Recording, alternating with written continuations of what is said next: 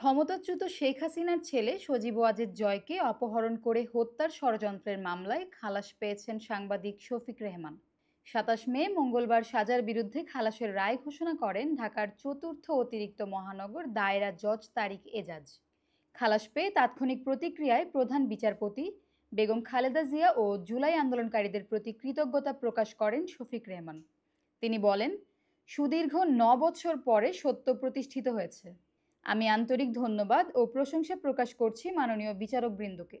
এই রায়ের মাধ্যমে প্রমাণিত হয় এখন বিচার বিভাগ স্বাধীন।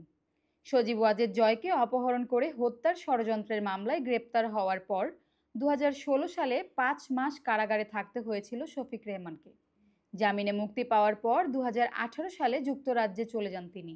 গত ৫ আগস্ট ছাত্র জনতার গণ অভ্যুত্থানের পর ৬ বছরের প্রবাস জীবন থেকে ১৮ আগস্ট দেশে ফেরেন দৈনিক যায়যায় দিনের সম্পাদক ও প্রকাশক শফিক রেহমান।